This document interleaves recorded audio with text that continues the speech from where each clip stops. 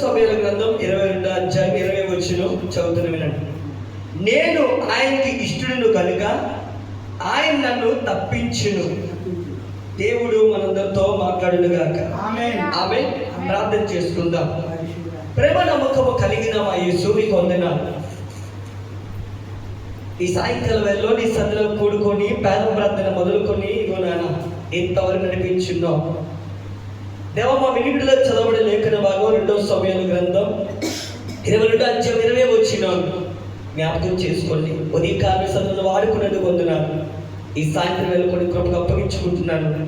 మీ సేవకుడు నిలబడుతుండగా మీ తండ్రి ఆత్మ మీరు మాట్లాడి మీరు కలిగిన వాగ్దానం ఇవ్వడం వల్ల నెరవేర్చి దేవ నాతో మా అందరితో ఈ ప్రాంత ప్రజలందరితో మీరు మాట్లాడి మమ్మల్ని బలపరచండి.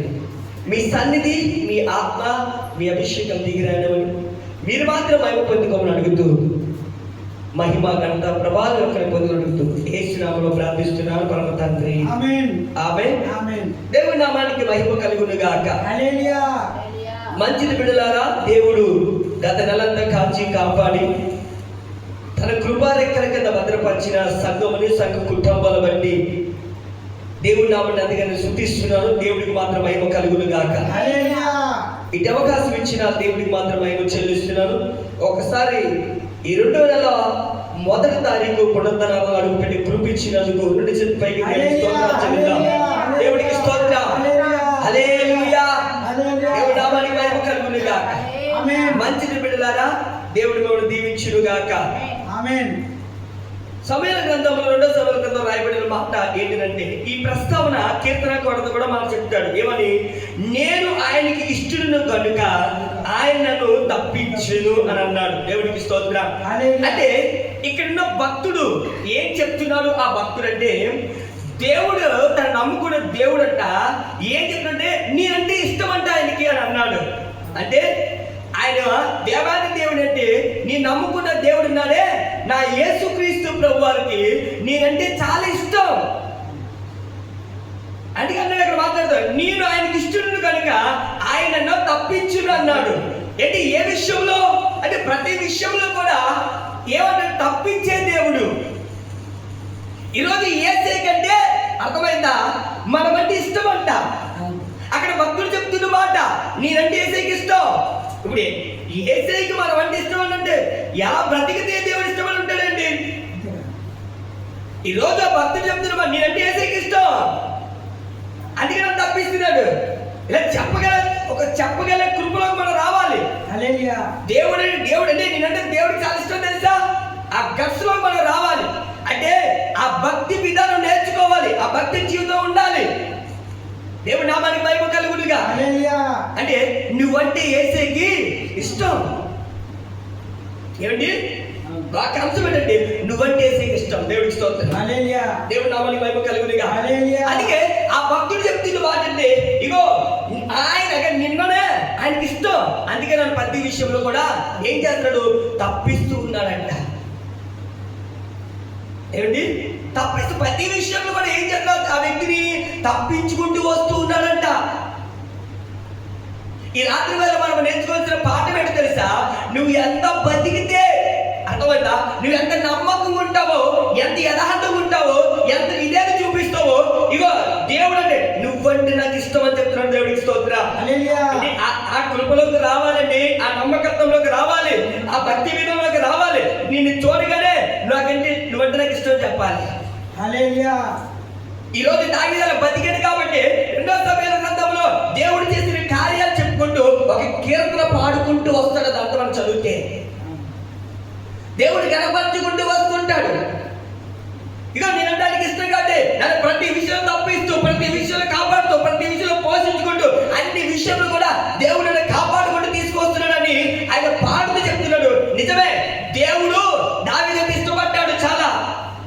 చెప్పింది చెప్పినట్టు చేసుకుంటూ వెళ్ళాడు. బతికే విషయంలో ప్రతి విషయంలో కూడా నమ్మకం. అందుకే దావీదు దేవుడికి ఏమైందంటే హృదయానుసరుడయ్యాడు. దేవుడికి స్తోత్రం. అందుకే అంటున్నాడు నేనంటే ఆయనకి ఇష్టం. ఈ లోకంలో గుర్తు పెట్టుకోండి, ఈ రాత్రి వేళలో ఎవరో వాళ్ళని ఇష్టపెట్టుకోవాలని కోరుకోదు. నిన్ను ఎలా ప్రేమిస్తారంటే నీ దగ్గర అన్ని వంటి నేను ఇష్టపడతాను. ఒకవేళ ఇది ఏమీ లేకపోతే ఇష్టపడతాను. అదే సామెతలో కూడా బెల్లం ఉన్న దగ్గరే ఈగలు చేరుతాయి. ఈగలతో ఎవడు చేరుతాం, ఈగల బెల్లం ఉంది కాబట్టి. నేనంటే నీ రాత్రి వేళ ఎవరో నేను ఇష్టపడాలని కోరుకోకు. అర్థమైందా? ఎవరో నేను ప్రేమించాలని కోరుకోకు. ఎవరో నేను ఇష్టపడాలి ఈవెన్ గుర్తుపెట్టుకోండి. ఒక తల్లి అయినా తండ్రి అయినా ఇగో భార్యను ప్రేమించాలి, భర్తను ప్రేమించాలి, నా పిల్లలను ప్రేమించాలి, ఇలాంటి పద్ధతులు పెట్టుకోకు. ఎవరిని ప్రేమించినా ప్రేమించకపోయినా, ఎవరిని ఇష్టపెట్టుకోకపోయినా ఖచ్చితంగా దేవుడు అంటే నువ్వంటే నాకు ఇష్టం, దేవుడికి స్తోత్రం. దేవుడు నామానికి మహిమ కలుగునుగా. అంటే నువ్వంటే దేవుడికి ఇష్టం అంట. ఎంత గొప్ప ధన్యత అండి. దావీదు చెప్తున్నాడు. అంటే దావీదు ఎలా బతికాడు? దావీదు జీవితంలో దేవుడు అంటే ప్రాముఖ్యతను ఇచ్చేవాడు. రాజుగా పరిపాలన చేసినా పర్లేదు, పరిపాలన తర్వాత సంగతి అది దేవుడు ఇచ్చాడు కదండి. దేవుడు తర్వాతే అర్థమైందా ఇంకేదో పని చేసుకుంటుండేవాడు. అందుకే బైబిల్ గ్రంథం 119 కీర్తన చదువుకుంటే ఏమంటే చదువుతుంటే దినముకు 7 మార్లు దేవుడు క్షమించాడంట. ఇది దినానికి అంటే ఒక రోజుకి ఎన్ని మార్లు వెళ్ళాడు, ఎన్ని మార్లు చూపిస్తున్నాడు. రాజు ఎప్పుడు పరిపాలన చేసి చూడండి. మనకి చాలా వరకు గుర్తుపెట్టుకుంటే ఉద్యోగం వచ్చింది అనుకో, ఉద్యోగం రాలేనంత వరకు దేవుడు, ఉద్యోగం వచ్చిందంటే ఉద్యోగం దేవుడు. నాకు ఉద్యోగం దేవుడు ఇచ్చాడు. ఇప్పుడు ఉద్యోగం నీకు ఏమైపోయింది? దేవుడి కంటే ఉద్యోగం గొప్ప అయిపోయింది నీకు. దావీదుకి గొర్రెలు కాచుకున్నాడే. అర్థమైందా? కొండల్లో గృహంలో మంచుకు తడుస్తూ ఎండకి ఎండుతూ విపరీత పరిస్థితులు ఎదుర్కొన్నవాడే. అలాంటి వ్యక్తిని దేవుడు జ్ఞాపకం చేసుకొని ఏం చేశాడంటే నన్ను ఈ స్థితిని తీసుకురావడానికి, ఈ పరిస్థితిలోని ఈ గొప్ప భాగ్యం ఇవ్వడానికి దేవుడే కారణం చెప్పుకుంటున్నాడు. అందుకంటాడు నేనంటే ఆయనకి ఇష్టం. ఎంత ఇష్టం కాకపోతే నీ గొర్రెలతో తీసుకొచ్చి రాజసింహాసనం ఎక్కిస్తాడు. దేవుడికి ఇష్టం. నీకు అర్థమో లేసే ప్రేమ ఏసే అవునంతో మనకు అర్థం అవ్వాలి. దేవుడు మన నేనంటే ఇష్టపడే దేవుడికి. మనకి ఈ ప్రేమ ఆ ప్రేమ కోరుకుంటాం. మానే ఈ రోజు నుండి ఏసే నిన్ను ఇష్టపడతాడు. ప్రపంచంలో ఉన్నతమైన నిన్ను ఇష్టపడితే ఈ లోకంలో ప్రేమ ఎవరికి కావాలండి? ఈ లోకం నుండి ఎవరికి కావాలా? ఎవరో నేను ఇష్టపడాలి, ఎవరో నుంచి ఉన్నాడో దేవుడు గుర్తుపెట్టుకో. ఏసీకి నువ్వంటే ఇష్టం, నువ్వంటే ఏసీకి ఇష్టం అంతే. దావీదు చెప్తున్నాడు 2 సమూయేలు గ్రంథంలో 22 అధ్యాయం 20 వచనంలో ఇగో ఆయనకి నేను ఇష్టం, అందుకే ప్రతి విషయం ఏం చేసి తప్పిస్తున్నాడంట. అబ్బా నేను అంటాను అలా బ్రతుకుదామని. దావీదు బ్రతికినట్టుగా నమ్మకంగా దేవుడి దగ్గర బ్రతికి ఆ నమ్మకం మనం కాపాడు. అంత తీరిగా దినానికి 7 మార్లు పద్ధతిగా పని చేస్తున్నాడు, పద్ధతిగా చేస్తున్నాడు. దేవుని సందులో ఉండి పద్ధతిగా అందుకంటాడు. అక్కడ ఏమంటాడు తెలుసా? ఇగో నేనంటే దేవుడికి ఇష్టం, నువ్వంటే దేవుడికి ఇష్టం, నువ్వంటే దేవుడికి ఇష్టం అండి. అంత చక్కగా మాట్లాడుతున్నాడు. అంటే అతను కలుగుతున్న ప్రతి పోరాటంలో దేవుడు ఏం చేస్తున్నాడు? తప్పిస్తున్నాడు. అంటే ఇప్పుడు గుర్తుపెట్టుకో, అదే భక్తి విధానము జీవిత విషయంలో ఆత్మ జీవితంలో నమ్మకం ఉండి నువ్వు ఎక్కడికి వెళ్ళా ఏ విషయంలో దేవుడికి నమ్మకం బతికినప్పుడు నేను ప్రతి విషయం తప్పించుకుంటూ వస్తాడు, ఖచ్చితంగా తప్పించుకుంటూ వస్తాడు. ఈరోజు దావీదు బతికాడు కాబట్టి ప్రతి విషయం తప్పించుకుంటూ వస్తున్నాడు దేవుడు, ప్రతి విషయంలో కాపాడుకుంటూ వస్తున్నాడు. అందుకే నేనంటే దేవుడికి ఇష్టం, ఇష్టమంటే దేవుడు నువ్వంటే దేవుడికి ఇష్టం. అందుకే నేను ఏ కార్యం చేయడానికి ఇష్టపడతాను. నేనంటే నీ రాత్రి వేళ దేవుడు నన్ను ఇష్టపెట్టుకోవడానికి నాలో ఒకరు కూడా మంచి లక్షణం లేదు. అర్థమైందా? ఈ లోకంలో నేను ఎవరికి ఇష్టపడదు అంటే నేను మంచోని నాలో ఒక మంచి లక్షణం కూడా లేదు. నా కొరకు చెప్పుకుంటున్నాను. నేను నాలో ఏ మంచి లక్షణం లేకపోయినా నేనంటే దేవుడికి ఇష్టం. నీలో ఏ మంచి లక్షణం లేకపోయినా నువ్వంటే దేవుడికి ఇష్టం. ఈ లోకంలో మంచి లక్షణం ఉంటే నిన్ను ప్రేమిస్తాడు, మనలో మంచి లక్షణం లేకపోయినా దేవుడు ప్రేమిస్తాడు. అదే దేవుడికి స్తోత్రం. అయితే చూద్దాం ఏమంటాడో చూడండి. ఎబ్రిల్ రాసిన పత్రికలో చదువుతున్నాడు. ఎబ్రిల్ అపొస్తలుడు పౌలు గారు ఎబ్రిల్ గ్రంథకర్త. ఓకేనా? నేను చదువుతాను, మీరు వినండి. ఎబ్రిల్ రాసిన పత్రిక 11వ అధ్యాయము 6వ వచనం చదువుతున్నాను, వినండి. 11వ అధ్యాయము 6వ వచనం. విశ్వాసము లేకుండా దేవునికి ఇష్టలే ఉండుట అసాధ్యము అన్నాడు. దేవుడికి స్తోత్రం చెప్పండి. అంటే ఈరోజు యేసయ్య నమ్ముకున్నాం, యేసయ్యని వెంబడిస్తున్నాం, యేసయ్య దగ్గరగా అబ్బా ఆయన ఏమంటాడు? దేవుడిని వెంబడిస్తున్న మనందరం కూడా ఏం చెప్పాలంటే విశ్వాసంతో ఉండాలంట. ఎబ్రికాదిగా చెప్తున్నమాట, విశ్వాసం లేకుండా దేవుడికి ఇష్టలే ఉండుట అసాధ్యం. యేసయ్యని నమ్ముకున్నాం, యేసయ్యని వెంబడిస్తున్నాం, కానీ ఏం చెప్తా ఏ దేవుడు నమ్ముకున్నాం అంటే యేసయ్యని చెప్తాం. కానీ యేసయ్య దగ్గర ఒక కార్యం అడిగాను, ఒక ప్రార్థన చేశాను, ఆ ప్రార్థనకి జవాబు రావట్లేదు. కారణం ఏంటంటే విశ్వాసం ఉంచాం. ఎవరు నమ్ముకున్నావు? యేసయ్యనే నమ్ముకున్నాం.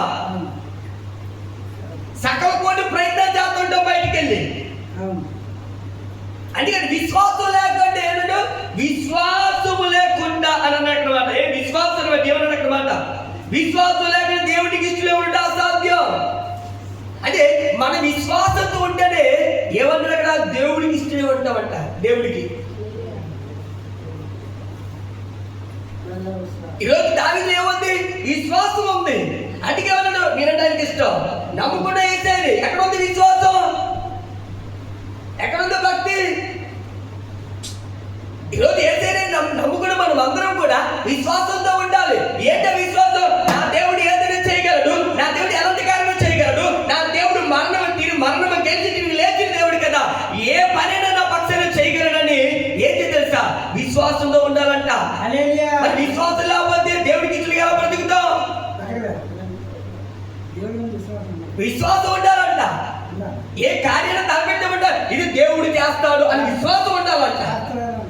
మరి విశ్వాసం లేక దేవుడికి ఇష్టం ఉంటామండి. అంటే ప్రార్థన చేస్తానని విశ్వాసం ఉంచుకోవు. ప్రార్థన నువ్వు చేస్తావు, పొద్దు దాకా చేస్తాను అంటావు, కానీ ఏముండదు. మరి విశ్వాసం దేవుడికి ఇష్టగా ఉంటావు. నువ్వు ఇష్టలే ఉండడం సాధ్యం అన్నాడు కదా.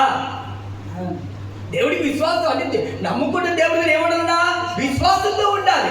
దావీదు ప్రార్థన చేసేవాడు, ప్రభా అమాలేకుల మీదకి యుద్ధానికి వెళ్ళాలా అంటే వెళ్ళు అన్నాడు. వెళ్ళాలి కానీ ఏం చేశాడు? దావీదు యుద్ధానికి వెళ్తే అమాలేకులు గెలుచుకుంటూ వచ్చేవాడు. ఫిలిస్తీన్ల మీదకి వెళ్ళాలా అంటే వెళ్ళు అన్నాడు. అంటే ఏమన్నాడు? దేవుడు వెళ్ళమని ఏం చెప్పాడు? విశ్వాసం ఉంచుకున్నాడు. విశ్వాసం ఉంచుకున్నాడు కాబట్టి ఎక్కడికి వెళ్ళా దావీదుకి ఏం చేస్తుంది? విజయం వస్తుంది. అంటే ఇగో నేను పలానా దేశం మీదకి వెళ్ళడానికి వెళ్ళాలంటే అతను తోచేరుకుంటున్నవాడు కాదు, యేసయ్య దగ్గర ప్రార్థన చేసేవాడు. ప్రార్థన చేసి ఏం చెప్పాడు? నువ్వు వెళ్ళమంటే వెళ్తానయ్యా అంటే నువ్వు వాళ్ళకి అప్పగిస్తావా, వాళ్ళ మీద విజయం ఇస్తావా అని ప్రార్థన చేసాడు. ఎవరు? దావీదు భక్తుడు. అయితే దేవుడు అన్నాడు వెళ్ళు వాళ్ళని చేతికి అప్పగిస్తానని చెప్పేవాడు. బైబిల్ కన్నా చెక్ చేసుకుంటుంటే బాగా ఎల్లు అని చెప్పగానే ఏం చేసాడు? తక్షణమే తను బయలుదేరి వెళ్ళేవాడు. ఏమైంది? అద్భుతంగా విజయం వచ్చింది. విజయం వచ్చిందండి. శత్రువుల మీద గెలుచుకుని తీసేవాడు. ఎవరు చెప్తే? దేవుడు చెప్తే. ఏం చేసిన ప్రార్థన? నేను పలానా దేశం మీద పలానా శత్రువుల మీదకి యుద్ధానికి వెళ్ళాలి, వెళ్తే నాకు అప్పగిస్తావంటే ఖచ్చితంగా అప్పగిస్తాడు వాడు దేవుడు. అయితే ప్రార్థన చేసి అతను ఏమి ఉంచాడు? విశ్వాసం ఉంచాడు. అర్థమవుతుందా? నమ్మకం ఉంచాడు. ఎవరి మీద? యేసయ్య మీద. ఎందుకు యేసయ్య నమ్మకం ఉంచాడు? నేనంటే యేసయ్యకి ఇష్టం కాబట్టి. నేనంటే యేసయ్యకి ఇష్టం. నువ్వంటే యేసయ్యకి ఇష్టం కాబట్టి ఏం చేయాలా? ఉంచాడు విశ్వాసం. దేవుడి నామానికి మహిమ కలుగునుగా. అంటే నేను అంటాను సంగమా, ఈ రాత్రి వేళలో నువ్వు దేవుడి సందులో ఇగో విశ్వాసం ఉంటే, విశ్వాసం లేకుండా దేవుడికి ఇష్టం ఉంటే అసాధ్యం. ఈ రోజు దేవుడు ఆ దేశం మీదకి ఇద్దరికి వెళ్ళమన్నాడు కదా, ఇప్పుడు వెళ్ళాలా? అవుతాదా? అవదా? జరుగుతుందా? జరగదా? అమ్మో ఏమవుతుందా అని ఆలోచించమనుకో, ఇది నిజమేనా అని అంటే అపజయమో వస్తుంది, పని జరగదు. నీకేముండాలా? విశ్వాసం. అప్పుడు విశ్వాసం దేవుడి కంటే ఇష్టంలో ఉంటాం. దేవుడే మనల్ని ఇష్టపడుతున్నప్పుడు సంగమా నీకెందుకు ఆ అవిశ్వాసం? నీకెందుకు ఆ బలహీనత? ఎందుకు అపనమ్మకం వస్తుంది? అపనమ్మకం ఎవరు కళ చేస్తాడు? అపవాది గారు కళ చేస్తాడు. అపవాది గారు ఇక్కడ కళ చేస్తాడు. ఈ రాత్రి వల్ల గుర్తు పెట్టుకోవాల్సిన విషయం ఏంటో తెలుసా? ఇగో దేవుడి మీద ఏమంట? విశ్వాసంలో దేవుడికి ఇష్టం ఉండవంట. విశ్వాసం ఉండాలంటే దేవుడి మీద ఏంటి? ఈరోజు గుర్తు పెట్టుకోండి, భార్య భర్త ఉద్యోగానికి వెళ్ళాడు కదా, పనికి వెళ్ళాడు కదా, సాయంత్రం వస్తున్నప్పటికి ఆ జీవితం తీసుకొస్తాడు. భార్య ఎదురు చూస్తుందిగా, ఖచ్చితంగా ఎదురు చూస్తుంది. ఇప్పుడు భర్త ఉద్యోగానికి పనికి వెళ్ళి ఆ కూలి డబ్బులు తెచ్చి భార్య నా చేతికి ఇస్తాడని ఏం చేస్తుంది? ఎదురు చూస్తుంది. ఉద్యోగానికి భర్త వస్తే ఖచ్చితంగా ఆయన డబ్బులు తెస్తాడని ఒక నమ్మకంతో ఇంట్లో పడుతున్నావే అని భౌతికమైన భర్త మీద నువ్వు అంత నమ్మకం పెట్టుకున్నప్పుడు సృష్టికర్త దేవుడి మీద నువ్వేం చేయాలా? అమ్మో నా దేవుడి మీద విశ్వాసం ఉంచాలి. ఏ కార్యమైనా చేయగలడు కదా, ఏ అద్భుతమైన చేయగలడు కదా. ఇది భర్త బయటికి వెళ్ళి ఉద్యోగం డబ్బులు తెస్తాం నీకు నమ్మకం ఉన్నప్పుడు ఏసే నమ్ముకున్నా ప్రార్థన చేస్తావు, ఖచ్చితంగా విశ్వాసం ఉండాలి కదండి. ప్రార్థన చేస్తాం కానీ మరి విశ్వాసం నేను చెప్పకండి సార్ అని అంటారా? మరి దేవుడికి ఇష్టం ఉండవంట. అందుకే చెప్తున్నాడు అక్కడ ఎబ్రికి అంత కథ ఏం చెప్తున్నాడు అక్కడ చదువుతున్న వచ్చినలోని ఏమన్నాడు? విశ్వాసం లేకుండా దేవునికి ఇష్టడే ఉంటే అసాధ్యము. దేవుని యొద్ద వచ్చువాడు ఆయన ఉన్నాడనియు తను వెతికిన వారికి ఏమండి ఫలము దయచేవాడని నమ్మవలను కదా. ఏమిటి అక్కడ చదువుతున్న వ్యక్తులు ఏమన్నాడు? అక్కడ చదువుతున్న వ్యక్తుల్లో ఏమన్నాడండి? దేవుని వద్దకు వచ్చేవాడు ఆయన ఉన్నాడనియు తర్వాత తను వెతికిన వారికి ఫలము దయచేవాడని నమ్మలేదు కదా. నమ్మాలంట. అతను ఉన్నాడు. ఎవరు? నేను నమ్ముకున్న దేవుడు, నన్ను ప్రేమించే దేవుడు, నా కొరకు ప్రాణం పెట్టే దేవుడు ఉన్నాడు కదా అని నమ్మి అప్పగించుకొని ముందుకు వెళ్ళాలంట.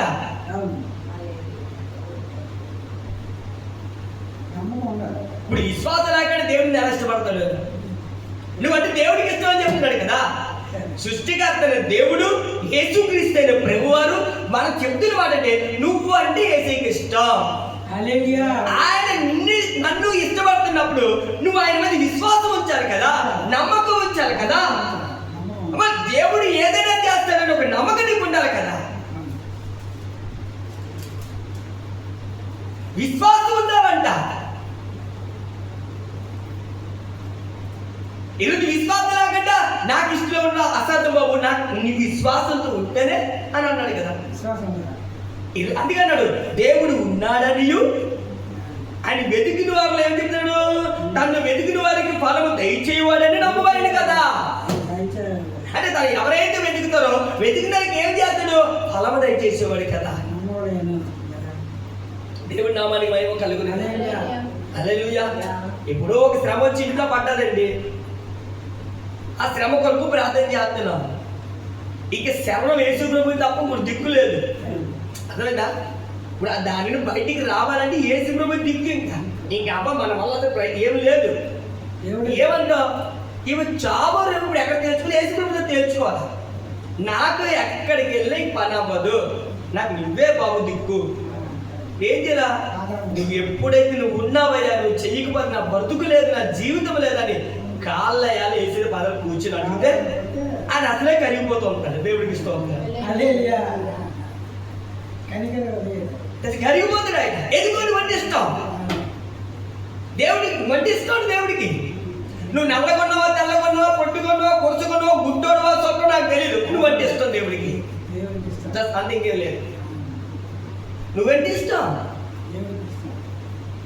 దేవుడి నామానికి మహిమ కలుగును. అందుకే ఇక చదువుతున్న వద్దులో మనం చదువుకుంటే ఇక విశ్వాసం లేకుండా దేవుడికి ఇష్టం ఉండట అస్సలు పడాలి. నువ్వు విశ్వాసం ఉంటే దేవుడికి స్తోత్రం, దేవుడికి ఇష్టరాలుగా ఉంటాం. అంటే విశ్వాసం అంటే ఏంటి అని అంటే చెప్తాను వినండి. విశ్వాసం అంటే ఏంటంటే ఇప్పుడు యేసయ్యా మనం ఆయన ఎలా ఉంటాడు మనం చూసామా? లేదు. ఇప్పుడు ఆయన ఎప్పుడైనా వచ్చి ఇగో నేను ఇలా ఉంటానని చూపించాడా? లేదు. ఇప్పుడు యేసయ్య దేవుడని ఒప్పుకున్నావా లేదా? చెప్పాలి. ఆయన నా కొరకు ప్రాణం పెట్టాడని పెట్టాడు అని నమ్ముతానో లేదా? నమ్ముతాను. ఓకేనా? ఇప్పుడు ఆయన మన కొరకు ప్రాణం పెట్టిన సంగతి మనం లేవు అప్పుడు. కానీ ఇప్పుడు ఏమవ్వాలా? ఇప్పుడు ఆయన మనం అంటే ఆయన కొరకు ప్రాణం పెట్టాడు, ఆయన కొరకు మరణించాడని నమ్మేలేదు. దాన్ని విశ్వాసం. ఇప్పుడు ఆ విశ్వాస యాత్రలో ఏమవ్వాలా అంటే దాన్ని పెంచుకుంటూ వెళ్ళాలి, దాన్ని కాపాడుకుంటూ వెళ్ళాలి. మరి ఒప్పుకొని కదా బాప్టిజం తీసుకో. నువ్వు నీటిలో మునిగావు. యేసు దేవుడని ఒప్పుకొని వాక్యం తీసుకున్నా, మరి ఎలా అయితే విశ్వాసం వాక్యం తీసుకున్నావా అదే విశ్వాసం చివరి దాకా వెళ్ళాలి. బాప్టిజం తీసుకున్న ఒక విశ్వాసము, బాప్టిజం తర్వాత మరో విశ్వాసం ఉండకూడదు. చివరి దాకా యేసు దేవుడు ఏదైనా చేత విశ్వాసం. దేవుడికి స్తోత్రం. అదే ఉద్దేశం. అందుకే అన్నాడు అక్కడ చదువుతున్న వచ్చినలో ఎవరు దేవుని ఎందుకు వచ్చేవాడు ఆయన ఉన్నాడని తను వెతికిన వారికి ఫలము దయచేవాడని నమ్మవాలని కదా, నమ్మాలి అని ఏం చెప్పిన ఎబ్రీ గారి కదా చెప్తున్నాడు. దేవుడికి స్తోత్రం. హల్లెలూయా.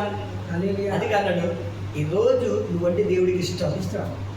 అందుకే దావీదు భక్తుల ద్వారా మనకు తెలియజేసిన మాట అంటే నేనంటే ఆయనకి ఇష్టం, అందుకే నన్ను అన్నింటిలో తప్పిస్తూ ఉన్నాడు అన్నాడు. ప్రతి పరిస్థితిలో కూడా దావీదు తప్పించి దేవుడు మనం తప్పించరా. ఈరోజు మనమంటే ఇష్టం అంటే ఏంటి? మనమంటే దేవుడికి ఇష్టం, అందుకే ప్రతి విషయంలో తప్పించుకుంటూ వస్తున్నాడు. మనమంటే ఎంత ఇష్టమో తెలుసా? ఈరోజు ఎక్కడున్నాం మనం? దేవుడి మందిలో ఉన్నాం. మనమంటే ఇష్టం కాబట్టి ఏ నారికో బస్సుకు అప్పగించలేదు, ఏ ప్రమాదిక రోగానికి అప్పగించలేదు. మనమంటే ఇష్టం కాబట్టి జనవరంతా పోషించాడు, కాపాడాడు, ఆరోగ్యం ఇచ్చాడు, ఆయుష్ ఇచ్చాడు, 2 నెలల 1వ తారీఖు ఇచ్చాడు. దేవుడికి స్తోత్రం. అదే గొప్పతనం. ఎందుకంటే రుజువేం కావాలా నువ్వంటే ఇష్టం అంటానికి? ఇక్కడ కూర్చుంటే ఒక రుజువు కదా. ఆయన నిన్ను నన్ను ఎంత ఇష్టపడుతుంటే ఈ తారీఖు వచ్చింది. ఈ తారీఖు లేక ఈరోజు ఎంతమంది దేవుడికి స్తోత్రం, ఎంతమంది ఎదిరించారో, ఎంతమంది ప్రమాదాలు అయ్యారో, ఎంతమంది హాస్పిటల్ కూడా నాకు తెలియదు. ఇది ఉన్నామంటే కూర్చొని ఉంటే అది కృప. దేవుడికి స్తోత్రం. ఇప్పుడు మనం అంటే ఆయనకి ఇష్టం కదా. ఆయనకి ఇష్టమైన వాళ్ళు ఏం చేస్తారో ఒక మాట చూడు. సామెతల గ్రంథం, సామెతలు. ఇప్పుడు ఏమన్నా విశ్వాసం ఉంచి ఏం చేయాలి? ఆయన నమ్మకం ఉంచాలి. విశ్వాసం ఉంది, నమ్మకం ఉంచాలి. అంటే దేవుడికి విశ్వాసం ఉంచినప్పుడు అయితే దేవుడికి ఇష్టం ఉండాలి. దేవుని ఎందుకు నమ్మకంగా బతకాలి. ఇగో నువ్వు ఉన్నావయ్యా, నేను నా బతుకుతున్నాడు, నాకు నువ్వే సన్నావు, నువ్వే దిక్కాని బతకాలి. ఇప్పుడు ఏమంటాడు? ఆయన మనల్ని ఇష్టపడుతున్నందుకు ఒక విషయం చెప్తున్నాడు. సామెతల గ్రంథము 3వ అధ్యాయము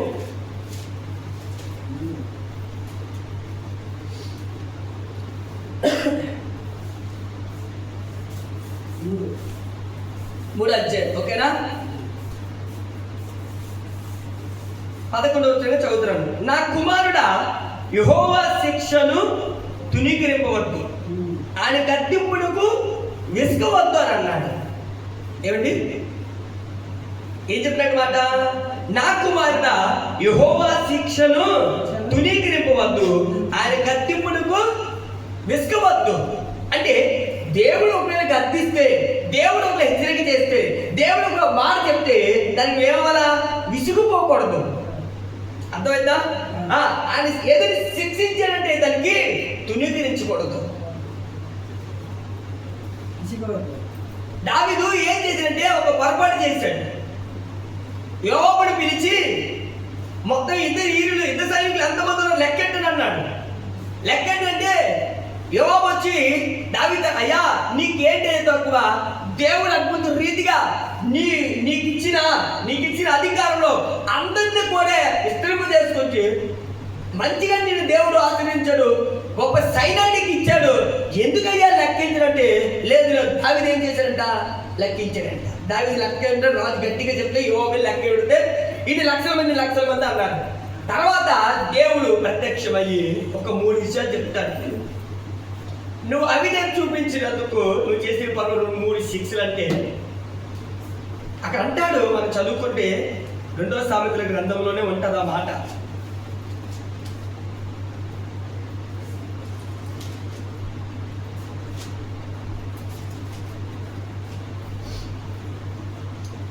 ఇరవై 24వ అధ్యాయంలోనే నేను చదువుతాను, వినండి. 2వ సమూయేలు గ్రంథం 24వ అధ్యాయం. ఇంకొక మారు యెహోవా కోపం ఇశ్రాయేలు మీద రగులుకొనగా ఆయన దావీదుని వారి మీదకి ప్రేరేపణ చేసి నీవు పోయి ఇశ్రాయేలు వారిని యూదా వారిని లెక్కించమని అతనికి ఆజ్ఞ ఇచ్చెను. అందుకు రాజు తను ఎత్తుకున్న సైన్యాధిపతి అని యోవాబును పిలిపించి జనసంఖ్య ఎంతైనది నాకు తెలియగలందుకే దాను మొదలుకొని బేస్ వరకు ఇశ్రాయేలు గోత్రంలో నువ్వు సంచారం చేసి వారిని లెక్కించమని ఆజ్ఞించగా, అప్పుడు అంటే లెక్కెట్టాడు యోబు. ఎందుకయ్యా లెక్కెట్టావు? దేవునికి ఇచ్చిన విస్తరి పడ్డది కదా, లేదు లెక్కించాను అన్న. దేవుడికి స్తోత్రం. లెక్కించాను అనగానే ఏమంటారు తెలుసు? అక్కడ మాట్లాడుతున్నాడు. వెళ్ళిన తర్వాత రాజుగారు ఎంతమంది యుద్ధవీరులు, ఎంతమంది సైనికులు, ఎంతమంది ఉన్నారు అని చెప్పగానే తర్వాత ఏమంటారు తెలుసా? మనం చదువుకుంటే అక్కడ ఉంటే, గాదునికి యెహోవాకు ప్రత్యక్షమై ఇలాగ సెలవిచ్చును, నీవు పోయి దావీదు ఇట్లనము, యెహోవా సెలవిచ్చింది ఏమనగా, 3 విషయములు నీ ఎదుట పెట్టుచున్నాను, వాటిలో ఒక దాన్ని కోరుకుని ఎడల నేను అది నీ మీదకి రప్పించను అన్నాడు. దేవుడికి స్తోత్రం. ఎప్పుడైతే మాట్లాడాడో ఏం చేశాడు? ఎప్పుడైతే జనసమూహాలు లెక్కించాడో, ఇప్పుడు లెక్కించడం ఏంటి? దానికి అర్థం ఏంటి తెలుసా? ఇప్పుడు నాకు 2 మందిరాలు ఉన్నాయి. 2 మందిరాలకు వచ్చి వాళ్ళు ఇప్పటికి నేను లెక్క పెట్టలేదు. ఏ సేవకుడు ఎంతమంది వస్తారంటే ఏదో మామూలు 135 40 మంది ఉంటారని నేను ఎవరు లెక్క ఎట్టుకున్నాను అని చెప్తాను. ఇలాగే చెప్తాను. ఇప్పుడు వచ్చినందరూ లెక్కెడుకుని కూర్చొని అనుకో, ఈ నెల 40 మంది వచ్చారు, వచ్చిన 50 మంది వచ్చారు. పెరిగిందంటే నాకు ఏమొస్తాయి? 2 రెక్కలు వస్తాయి కదా. రెక్కలు 2 మంది, నేను 10 మందిని ఎక్స్ట్రా సంపాదించుకోను, 100 మందిని సంపాదించుకోను. సంఘాలకు వచ్చి లెక్కెందుకు? మనకు అవసరమా? అర్థమైందా? కానీ దావీదు ఏం చేసి లెక్క పెట్టమని చెప్పాడు. మనకు మొత్తం వీళ్ళందరూ లెక్క పెట్టాడు. ఇజ్రాయెల్ ఉన్న వాళ్ళు, ఏదో అందరూ లెక్క పెట్టాడు. లెక్క చెప్పాడు. అప్పుడు గాదుల ప్రవక్తను పంపించి అప్పుడు చెప్తున్న మాట ఏం చెప్పాడు అంటే, ఇగో 3 విషయాలు ఎదురు పెడతాను, నువ్వేం కోరుకోనండి. అమ్మ బాబు నేను చిక్కులో పడిపోయాను అంటాడు దావీదు. చిక్కులాగా చెప్పింది ఏంటంటే ఏం చేస్తా, 70,000 మందిని ముట్టేశాడు దేవుడు. 70,000 మంది చదువుకుంటే అక్కడ మాట్లాడతారు. 75,000 మంది మృతులుంది అని అన్నాడు. దేవుడు కోపం వచ్చేసింది. అయితే అదేంటి యేసయ్యా, ఈ రోజు నేనంటే ఇష్టం ఉన్నావు కదా, 70,000 ఎలా చెప్పేదంటే, కొన్నిసార్లు మనల్ని గద్దిస్తాడు, శిక్షిస్తాడు. దాన్ని వద్దనుకోండి. దావీదు ఇంత చేసి ఇంతలా ఉండి ఎందుకయ్యాలంటే లేదు. అందుకని సామెతల గ్రంథంలో ఏం చెప్పాడు? 3వ అధ్యాయం మనం చదువుకుని వచ్చినోని, నా కుమార యెహోవా శిక్షను తునీకరింపవద్దు అని అన్నాడు. ఆయన గద్దింపుడుకు తీసుకోవద్దు అన్నాడుగా. ఎప్పుడైతే లెక్కెట్టడానికి దేవుడు కోపం వచ్చి 75,000 మందిని ముద్దాడు. మృతులు వండుతారు, వాళ్ళందరూ చనిపోతారు. ఇప్పుడు ఏమన్నాడు? ఎంత పని చేసాడు అన్నాడా? కాదు, దేవుడు గద్దిస్తే మనం ఏమి మాట్లాడడానికి వీలు లేదు. కొన్నిసార్లు మనం మాట్లాడి దేవుడిని నొప్పించేస్తాం. ఆయన శిక్షనే తునీకరిస్తాడు కండి, గద్దింపుని తునీకరిస్తాడుగా. ఎందుకు గద్దిస్తాడు? ఎందుకు తునీకరిస్తాడు? ఎందుకు చేస్తాడు? అక్కడ ఎందుకన్నా మాట ఏమంటే యెహోవా శక్తి తునీకరింపవద్దాడు, ఆయన గద్దింపుని విసుకోవద్దాను. ఎందుకు? మనం సరవడానికి కొన్నిసార్లు మనం గద్దిస్తాడు, కొన్నిసార్లు శిక్షిస్తాడు. దాన్ని సంతోషంగా తీసుకోవాలి. అలాగంటే యోబే ముందు మాట్లాడాలి. 10 మంది సంతానాన్ని తీస్తాడు, ఆస్తిని తీస్తాడు, సమర్థం కొట్టించాడు కదా దేవుడు. విసిగిపోయాడా? దూషించాడా? దేవుడు నామని అవమానపరిచాడా? ఇంత ఇంత ఇంత కఠోరమైన దేవుడు అన్నాడా? అనలేదుగా. శిక్షణ ఏం చేశాడు? తునీకరించినప్పుడు తీసుకున్నాడు. గద్దెంపుగా ఏం చేశాడు? విసుగలేదు. దేవుడు ఏదైతే తన జీవితం. మరి యోబు తప్పు చేశాడని లేదు, యథార్థమంతుడు, నీతిమంతుడు, పరిశుద్ధుడు, నమ్మకం బతికాడు అని అన్నాడుగా. ఇంత బతికి ఏదో చేస్తాడా? చేస్తాడు. మన డబల్ ఆశలు రావాలంటే చేస్తాడు. రేపు పొడుగున బియ్యం గింజలు లేవు, డబ్బులు లేవు, ఏంటి పరిస్థితి? ఆకలి. ఈ దేవుడి ఎంత పని చేశాడు? తీడు. కొన్నిసార్లు ఆకలి విలువ తెలియాలి కదా. ఆకలి విలువ తెలియదు. నేను ఉన్నప్పుడు ఏం చేస్తున్నావు? వండుకొని ఉన్న కొంచెం మంది 2-3 కానీ టపాలు వండుతాను. ఏం చేస్తున్నావు? తిని మీద ఏం చేస్తున్నావు? పారేస్తున్నావు. అదే చూసుకొని వండుకుంటే మరి ఉన్నదో నువ్వు ఉడకబెట్టి పారేస్తే మరి కొన్నిసార్లు ఆకలి విలువ తెలియాలి కదా. నువ్వు బుద్ధుల మధ్యలో కేజీ అన్నం వంట తప్పు కదా. అది కేజీ అన్నం తప్పు కదా. నువ్వు ఇన్నర్ తిని మెత్తేసి పారేస్తున్నావు అంటే నీ కళ్ళు ఎక్కడ ఉన్నాయి? నెత్తి మీద ఉన్నాయి. అది కొన్నిసార్లు ఏం చేస్తాడు? ఖచ్చితంగా చెప్తాడు, గద్దిస్తాడు, తిని శిక్షిస్తాడు. కొన్నిసార్లు ఒకరోజు పస్తున్న తప్పు కాదు కదా. అయ్యో పసిక్షుడు దేవుడు ఇంత భయంకర పసికంతులు ఇంట్లో పసికంతులు ఉంటే అది ఆకలి తీరుతా ఆ ఏడుతో కట్టిపోతాడు దేవుడు. ఆడగొడవ పక్కనట్టు కొన్నిసార్లు మనం గర్తిస్తే విసుకుపోకూడదండి. ఎందుకంటే అంటే ఆయనకి ఇష్టం, నువ్వు ఇష్టం అంటే. ఇప్పుడు నాకు 2 పిల్లలు, నా పిల్లలు కోపమంది నేను కొడతాను, పక్కింటి కూడా తూపుకుంటున్నా. ఎందుకు? నా పిల్లలు నేను కొట్టాల. నా పిల్లలు అంటే నేను అనాలి, వాడేవాడు అంటానికి, ఆమె అంటానికి. నా పిల్లలు నా ఇష్టం. అది కోపం చేసి ఏమి పొరపాటు నేను కొడతాను. మీరు పొరపాటు చేశారు కదా, మీ పిల్లల్ని నొచ్చి కొడతానంటే ఒప్పుకుంటున్నా. నా పిల్లలు ఏమన్నా నేను ఒప్పుకోను. ఇప్పుడు మనం అందరం ఎవరి పిల్లలమే? యేసే పిల్లలమే. మన తండ్రి అయినా, మన సృష్టికర్త అయిన దేవుడైనా, మన ప్రధాన యాజకుడైనా, మనల్ని ప్రేమించే దేవుడు, మనమంటే ఇష్టపడే దేవుడు. మన తండ్రి మాట అంట. తండ్రి గద్దించుడా, తండ్రి శిక్షించుడా. శిక్షించడంటే ఒక కారణం ఉంటుంది. ఇప్పుడు కింద వరకు చదువుతారు వినండి. సామెతలు 3:12. తండ్రి తనకి ఇష్టడైన కుమారుని గద్దించి రీతిగా యెహోవా తాను ప్రేమించిన వారిని ఏం చేస్తాడు? గద్దిస్తాడు. దేవుడు ఏం చేస్తాడు? మనల్ని ప్రేమిస్తున్నాడు, అందుకే గద్దిస్తాడు. అంటే ఏసే అధికారం లేదా, హక్కు లేదంటే? అంటే ఏసే దీవులు మాత్రం నువ్వు దీవించి తప్ప గద్దించని చెప్తామా?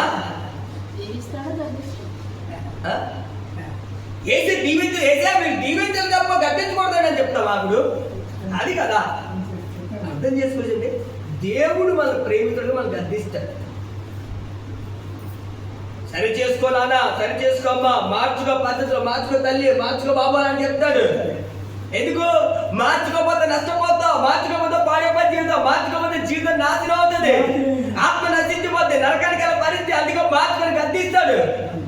ప్రేమిస్తున్నాడు కూడా గద్దించి అప్పుకుంటుంది. మరొక మాట అంటున్నావు, నిన్ను పోషిస్తున్నాడు కూడా గద్దించి ఒక్క ఆయనకే ఉంది, నిన్ను సృష్టించున్నాడు గద్దించి ఒక్క ఆయనకే ఉంది. నన్ను సృష్టించిన నా మీద నన్ను గద్దించే ఒక్క ఆయనకే ఉంది. సెక్స్ ఒక్క ఆయనకే ఉంది. అది అంటాడు సామెతల గ్రంథం, తండ్రి తనకి ఇష్టడైన కుమారుని గద్దించినట్టుగా. అంటే మనం తండ్రికి ఇష్టడైన కుమార్తెలు. ఎంత భాగ్యం! దేవుడికి స్తోత్రం. హల్లెలూయా. ఈరోజు మనం ఇష్టం అంటే దేవుడికి ముందు నీకేముండాలా? విశ్వాసంతో ఉండు. దేవుడికి ఇష్టం బతకాలి. విశ్వాసానికి దేవుడికి ఇష్టం ఉండవు. మనం నేనున్నాను నమ్మాలి, నువ్వు చేస్తాను నమ్మాలి, అప్పుడు నాకు ఇష్టం ఉంటాను అన్న. ఇప్పుడు 2వ వచనం మనం చెప్తున్న మాట అంటే, ఇగో యెహోవా తాను ప్రేమించిన వాడిని ఏం చేస్తాడు? గద్దిస్తాడు. గద్దించాడని చెప్పి అలిగి వెళ్ళిపో. ఎలా గద్దిస్తాడు? దైవజనుల ద్వారా చెప్తాడు, లేకపోతే నీ భర్త ద్వారా, నీ భార్య ద్వారా, నీ పిల్లల ద్వారా చెప్తాడు, లేకపోతే అన్నింటితో కూడా కొంచెం దేవుడు మనం మాట్లాడించేస్తుంటాడు. నేర్చుకోవాలి, పట్టుకోవాలి. అమ్మ దేవుడు ఎవరి ద్వారా మాట్లాడుతుంది, ఏం చేశారు తీసుకోవాలి. మీరు చూసిన జాగ్రత్తగా తీసుకోవాలి. సేవకులను గద్దిస్తున్నాడు, ఏమో తీసుకోవాలి. కొంతమంది గద్దించడానికి చెప్పి చర్చల మంత్రులు ఉన్నారు. దేవుడికి స్తోత్రం. ఈ సేవకుడు గద్దించడా, నువ్వు చేసిన పద్ధతిని ఇప్పుడు గద్దిస్తున్న మాట నీకు తెలిస్తే నేను పరపడం నీకు తగిలింది ఆ మాట. నువ్వు మార్చుకోవాలి తప్ప నన్నే చూసి నన్ను అంటే చెప్పి చర్చ మార్చేవాళ్ళు దేవుడికి స్తోత్రం. నీకు పరలోకంలో మారిపోతుంది. కాబట్టి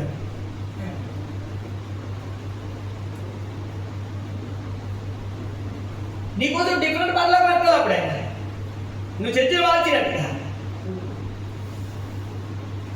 గద్దించారండి. ఎందుకు తెలుసా? నీ మార్గాలు సరవ్వాలి. అందుకే గద్దిస్తాడు దేవుడు. మనం ఇష్టం అంటే దేవుడికి అధిక గద్దిస్తున్నాడు. మనం ప్రేమిస్తున్నాడు, అందుకే మనకు గద్దిస్తాడు. ఈరోజు గద్దించినడికే ప్రేమ చూపిస్తాడు, పోషిస్తాడు. ఎందుకో దాన్ని తెలియదు. దేవుడి నామానికి మహిమ కలుగు. హల్లెలూయా. అందుకే నువ్వు బట్టి యేసుకి ఇష్టం. ఈ లోకంలో ఏ ప్రేమ కోరుకోకు, యేసే ప్రేమ కోరుకో. అని నువ్వు ప్రేమిస్తున్నాడు, నువ్వంటే చాలా ఇష్టం. ఈ లోకంలో ఏ మనుషులకు నువ్వు చూడకు, ఆయన వైపు చూడు, విశ్వాసం ఉంచు. ఇగో విశ్వాసంతో ముందుకు వెళ్ళు. దేవుడు నీ ఎడల గొప్ప కార్యం చేసుకుంటున్నాడు. ఆమేన్. హల్లెలూయా. ఏమంటే దేవుడికి ఇష్టం. అంటే దేవుడికి ఇష్టం. ప్రేమిస్తున్నాడు. మన భాష దేవుని నామానికి మహిమ కలుగుతుంది. హల్లెలూయా. హల్లెలూయా. హల్లెలూయా. అర్థం చేసుకుందాం సంగమా. ఈరోజు నువ్వు నేనంటే దేవుడికి ఇష్టం. అందుకే మనం ఏం చేస్తారు తెలుసా? నా దేవుడు ఉన్నాడు విశ్వాసం. రెండోది, నేను ఖండించినప్పుడు తీసుకో, శిక్షించినప్పుడు తీసుకో. దాని వెనకాల గొప్ప ఆశీర్వాదం పెట్టాడు దేవుడు. హల్లెలూయా. గొప్ప బ్లెస్సింగ్ పెట్టాడు దేవుడు. ఈరోజు ఖచ్చితంగా దేవుడు మనల్ని ప్రేమిస్తున్నాడు. ప్రేమించింది ఎప్పుడు మనల్ని విడిచిపెట్టాడు. ఎప్పుడు మనతో ఉండి మన పరిస్థితులన్నీ కూడా మన చెయ్యి పట్టుకుని నడిపించి దేవుడు మన దేవుడు. దేవుడు నామానికి మాత్రం మహిమ కలుగునుగా. అందుకే దావీదు అన్నాడు, నన్ను తప్పించిన అన్ని విషయంలో అని దావీదు స్టేట్మెంట్ చేశాడు, మాట్లాడుతున్నాడు. ఇక్కడ ఇగో అతను నన్ను ఇష్టపడుతున్నాడు, ఆయనకి నన్ను ఇష్టం, అందుకే అన్ని విషయాలు తప్పిస్తూ ఉన్నాడని రాయబడ్డది. ప్రతి విషయంలో మనమంటే దేవుడికి ఇష్టం. ప్రతి విషయంలో ఆయన మనం ఏం చెబుతుంటే తప్పిస్తూనే ఉన్నాడు.